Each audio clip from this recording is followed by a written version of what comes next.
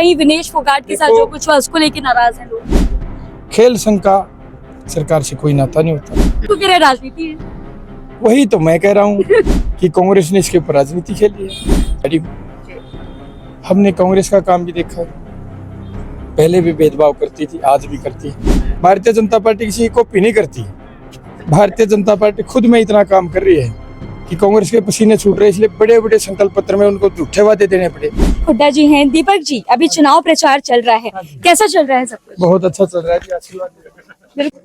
फिलहाल मैं आपको बता दूं कि हम सुंदरपुर गांव में हैं और यहाँ पर दीपक हुड्डा हमारे साथ हैं, जो कि महम विधानसभा से बीजेपी के उम्मीदवार हैं। जगह जगह पर जा रहे हैं और लोगों से वोट की अपील कर रहे हैं। मैं आपसे अभी फिलहाल दीपक हुड्डा से बात कराने जा रही हूँ और समझेंगे उनसे कि आखिर क्या मुद्दे हैं जिनको लेकर के जनता के बीच में उतरे हैं। किन मुद्दों पर इस बार आप लोग फोकस कर रहे हैं?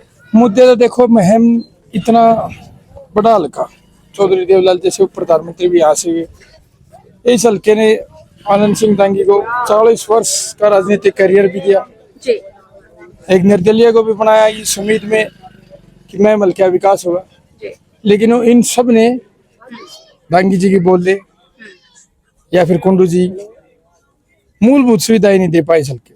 अगर आप हर गांव में जाएंगे, सर्वे करेंगे तो सड़कें, गलियां, पानी की निकासी, पीने का पानी, पानी की सप्लाई, खेतों में पानी, इतनी बुरी तरह से ये हल्का परेशान जिसकी कोई हद नहीं। मेरा एक सवाल है, क्योंकि अभी मैं 2-4 गांव घूम करके आ रही हूँ, लोग नाराज हैं भाजपा से। लोग कह रहे हैं कि भाजपा ने इन दिनों कोई भाजपा से नाराज नहीं है। अब जो विधायक था उसने सारा उसके सर जो ठीक रहा था वो भाजपा के ऊपर फोड़ दिया। 10 साल में सरकार रही भाजपा सरकार ने, हर वर्ग के लिए, गरीबों के लिए, किसानों के लिए इतना सारा काम किया। लेकिन महम हल्के में विधायक अपोजिट में बनते रहे। सरकार की तरफ से कोई, सरकार को तो चुना ही नहीं इस महम हल्के ने। 2014 में कांग्रेस के विधायक रहे आनंद सिंह दांगी, जिन्होंने पहले भी इस हल्के में इतना भ्रष्टाचार किया था कि सिर्फ 2-4 परिवारों के ही नौकरी लगते थे, उन्हीं के काम होते थे। 2019 में उन्होंने उनके भ्रष्टाचार से दुखी हो गए एक निर्दलीय बनाया। उन्होंने थोड़े धार्मिक काम किए थे इसलिए उनको बना दिया, इस उम्मीद में कि पता नहीं आगे चल के वो कितना अच्छा काम करेंगे। लेकिन उन्होंने तो और भी बुरी हालत कर दी, तो मैं बल्कि मूलभूत सुविधाएं नहीं दे पाए। खिलाड़ियों का मुद्दा बड़ा उठ रहा है, आप खुद भी एक खिलाड़ी हैं, ऑलराउंडर हैं। मैं आपसे जानना चाहती हूँ कि खिलाड़ियों को लेकर के लोग ये कह रहे हैं कि भाई नाराजगी है, कहीं ना कहीं विनेश फोगाट के साथ जो कुछ हुआ उसको लेके नाराज हैं लोग। कांग्रेस ने इसको एक बड़ी ढाल बना लिया राजनीतिक मंच के लिए। इतना अच्छा तैयार किया उन्होंने। कोई भी मान लो खिलाड़ी, मैं खुद भी खिलाड़ी हूँ, हमारी फेडरेशन भी सस्पेंड काफी लंबे समय से, अभी भी सस्पेंड चल रही है। मैं आपको बता दूं, खेल संघ का सरकार से कोई नाता नहीं होता। कोई भी मान लो स्टेट चैंपियनशिप होती है तो उसकी टीम सिलेक्शन होती है, वो पर्टिकुलर खेल संघ का अधिकारी ही सिलेक्ट करते हैं, सरकार नहीं सिलेक्ट करती। कि भाई कोई एमएलए बैठ के सिलेक्ट करता है या एमपी बैठ के सिलेक्ट करता है या चीफ मिनिस्टर बैठ के सिलेक्ट करता है। ये उस खेल संघ का जो भी अधिकारी होगा, सेक्रेटरी होगा या प्रेसिडेंट होगा, वो खुद सिलेक्ट करते हैं। वही गलती करते हैं और अगर भ्रष्टाचार का आरोप लगाते हैं तो वही करते हैं। खेल संघ के ऊपर सरकार का कोई हक या बस नहीं चलता है। वो अपना नहीं, मेरी सुनिए, आप बताएं। सरकार इतना करती है, कोई खिलाड़ी मेडल जीत के आता है, किसी का बेटा बेटी मेडल जीत के आता है, उसको अच्छा ही सारी धनराशि देते हैं, सम्मान राशि जो उसका पुरस्कृत राशि होती है, उसको एक अच्छी जॉब देते हैं। ज्यादा मेडल देश के लिए, कई साल देश के लिए अगर वो सेवा करता है, भारत देश की सेवा करता है, तो फिर उसको पुरस्कार भी दिए जाते हैं। जैसे भीम अवार्ड दे दिया हरियाणा के, सेंटर के लिए अर्जुन अवार्ड हो गया, खेल रत्न हो गया, फिर उसको बड़े पुरस्कार भी दिए जाते हैं। सरकार अपनी तरफ से सम्मान का काम करती है, ना कि सिलेक्शन में गड़बड़ या कोई भ्रष्टाचार। वो खेल संघ करता है। विनेश फोगाट के साथ जो हुआ उनके 100 ग्राम वो खेल संघ से संबंधित था। लोग तो कह रहे राजनीति है। वही तो मैं कह रहा हूँ कि कांग्रेस ने इसके ऊपर राजनीति खेली है। नहीं तो खेल के ऊपर जितना काम भारतीय जनता पार्टी ने किया, मैं भारत देश का कप्तान रहा हूँ, कोई छोटी बात नहीं होती। मैं अपनी बढ़ाई के लिए नहीं बोल रहा। नहीं, बिल्कुल हमने पढ़ा है। 140 करोड़ हिंदुस्तानी के ऊपर जब आपको जिम्मेदारी मिलती है, उस तिरंगे की जिम्मेदारी, मेरी जिंदगी तो उसी दिन सफल हो गई थी। अर्जुन पुरस्कार विजेता खिलाड़ी हूँ। हमने कांग्रेस का काम भी देखा है, पहले भी भेदभाव करती थी, आज भी करती है। एक खिलाड़ी को डीएसपी लगा दिया, बाकी इंस्पेक्टर, बाकी 4-5 केस से लगे हैं। गीता फोगाट, बबीता फोगाट इसका बड़ा उदाहरण है, जो 2016 तक केस लड़ती रही, जब जाके उनको नौकरी मिली। हमारा कबड्डी का एक भाई, वो भी हमारा बड़ा अच्छा भाई है, एक डीएसपी लगा दिया और अर्जुन पुरस्कार विजेता है जो फॉर्मर इंडिया टीम में कप्तान थे, अनूप कुमार जैसे खिलाड़ी, वो इंस्पेक्टर लगा दिया। आज भी उनको 14-14 साल हो गए हैं अपने प्रमोशन के।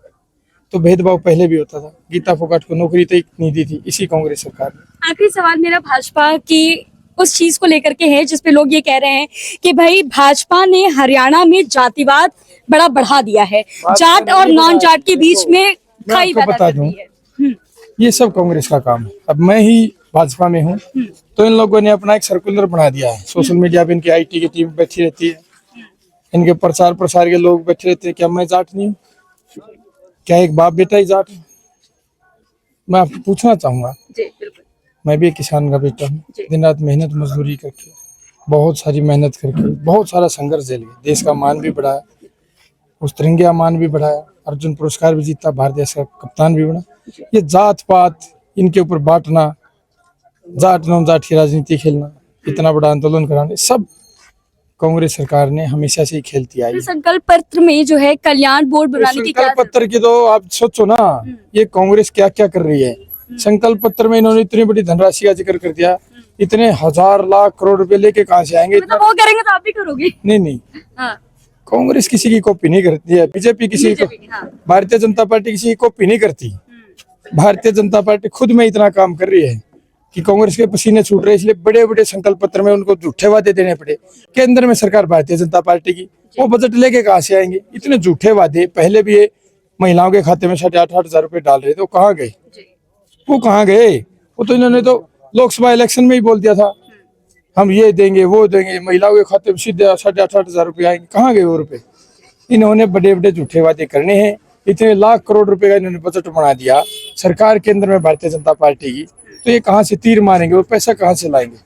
और वो तो संकल्प पत्र का बोल दिया इन्होंने। क्या सरकार चलाने के लिए और भी पैसा चाहिए होता होगा? वो कहाँ से लाएंगे? उल्लू बना रहे जनता को। किसानों का मुद्दा, MSP की गारंटी दे रहे हैं, यहाँ के किसान कह रहे हैं कि तो पहले ही सरकार ने दे दी, लेकिन यहाँ के किसान कह रहे हैं सब बातें हैं, जुमले हैं। किसान नहीं कह रहे, हरियाणा के लोग कह रहे हैं, ये ज्यादातर किसान ही है इनमें से। मैं भी किसान का बेटा हूँ और भी किसान है काफी।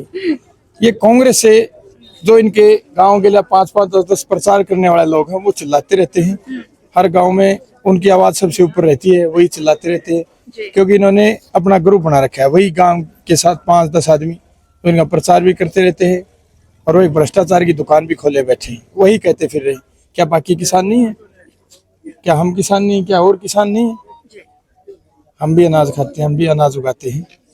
ये बिना मतलब की बातें करना उचित है क्या है? अब कौन सी MSP देंगे जब 24 फसलों पे, पूरे देश में कहीं नहीं है। भारतीय जनता पार्टी 24 फसलों पे MSP दे रखी है। फसल पे 6,000 रुपए किसानों को मिलते हैं, 12 करोड़ किसानों को। धनराशि काउंट करें तो 72 लाख करोड़ हो जाती है। सुनने में छोटा लगता है, किसानों के लिए तो भारतीय जनता पार्टी बहुत करेगी। ये झूठे जुमले पास कब तक करेगी ये कांग्रेस? हमारे साथ जुड़ने के लिए बहुत धन्यवाद।